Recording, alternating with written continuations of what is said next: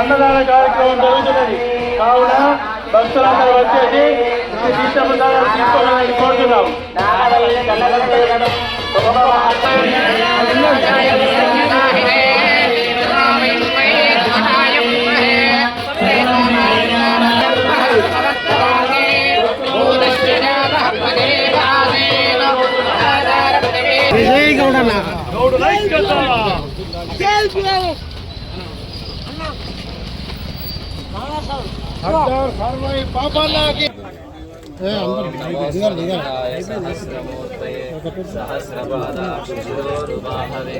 सहस्रनाम्ने पुरुषाय शाश्वते सहस्रकोटिर्वतारिणे दक्षिणार्थं सर्वग्रहार्ग्रहसिद्ध्यर्थं रामराज्य प्रवैभवसिद्ध्यर्थं न्यायपरिपालना सामर्थ्यसिद्ध्यर्थं लोकक्षेमार्थं करिष्ये।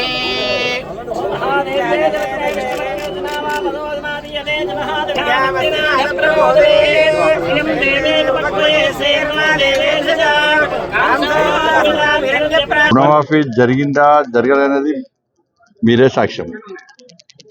వాళ్ళ సిరిసిల్ల నియోజకవర్గంలో ఉంటాం.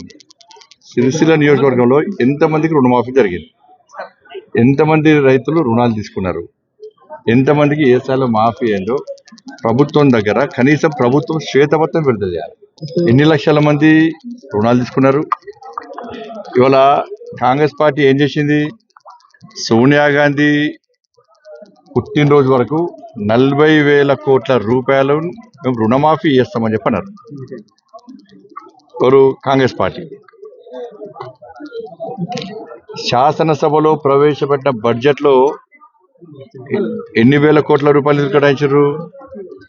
26,000 కోట్ల రూపాయలు కేటాయించారు. వాళ్ళు ఖర్చు పెట్టింది ఎంత? 16,000 కోట్ల రూపాయలు. అంటే చిత్తశుద్ధి వాళ్ళ లోపల ఎంత ఉందో దీని ద్వారా అర్థమవుతున్నది. బ్యాంకు లెక్కలు ఒక రకంగా ఉంటుంది, నువ్వు చెప్పే లెక్క ఒక రకంగా ఉంటుంది.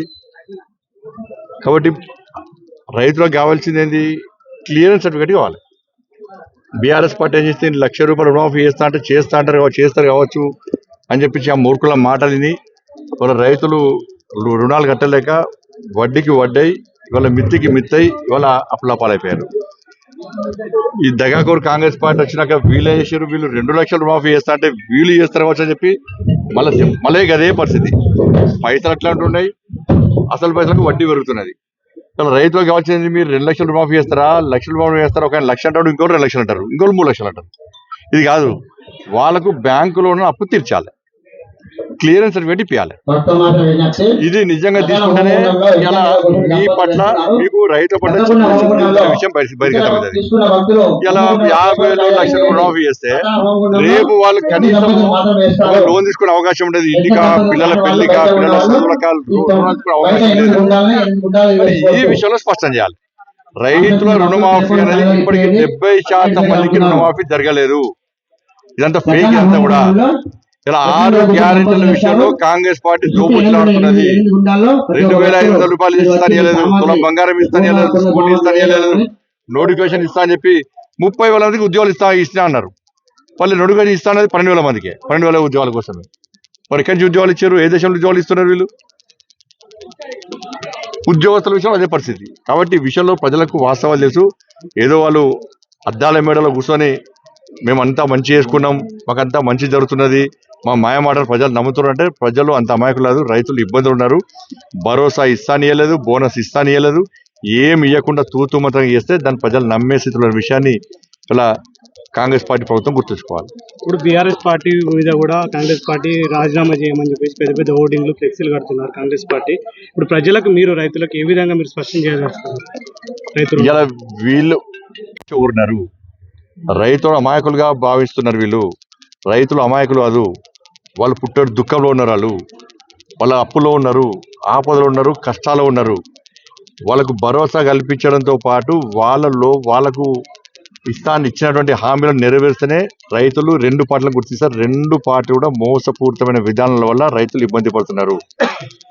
వాళ్ళ కేంద్ర ప్రభుత్వము అనేక విధాలు సహకరిస్తున్నది, సబ్సిడీ రూపేణ. కానీ ఇలా 1 ఎకరానికి దాదాపు 20,000కు పైగా కేంద్ర ప్రభుత్వం రైతులకు సహకరిస్తున్నది, కిసాన్ సమ్మాన్తో పాటు.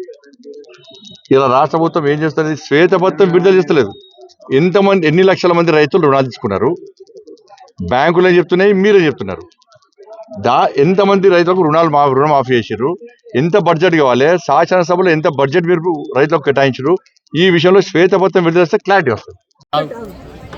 మార్కండేయ ఆలయ ప్రాంగణంలో జరుగుతున్న ఈ మహాచండీ యాగంలో పాల్పంచుకుంటున్న మా సోదరులకు సోదరీమణులకు, ఈరోజు నిష్టగా యాగం చేస్తున్న యాగశాల నిర్వాహకులందరికీ, స్వామీజీకి, అదేవిధంగా సిరిసిల్ల పట్టణంలోని ప్రతి పద్మశాలి సోదరుడికి సోదరికి అందరికీ కూడా మంచి జరగాలన్న ఉద్దేశంతో ఒక సదాశయంతో ఈ చండీ యాగం నిర్వహిస్తా ఉన్నారు.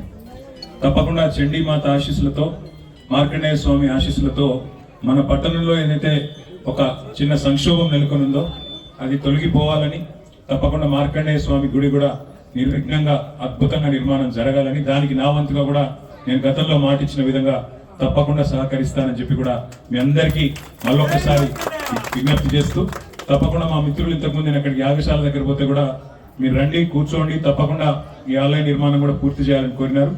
ఆలయ నిర్మాణం పూర్తి కూడా చేయడం, దాంతోపాటు పూర్తి చేసిన తర్వాత కూడా మళ్ళీ ఎంత నిష్టగా అయితే ప్రతిష్ఠ చేయాలో చేసి, తప్పకుండా స్వామివారి ఆశీస్సులు సిరిసిల్ల పట్టణంలోని ప్రతి ఒక్కరికి ఉండే విధంగా నేను సిరిసిల్ల శాసనసభ్యుడిగా నా వంతు పాత్ర కూడా పోషిస్తానని ఈరోజు ఇక్కడ అందరూ కూడా పాల్గొంటున్నారు. తప్పకుండా సిరిసిల్ల పట్టణంలోని ప్రతి సోదరుడికి సోదరికి నా శుభాకాంక్షలు తెలియజేస్తూ అందరికీ నమస్కారం. జై మార్కండేయ.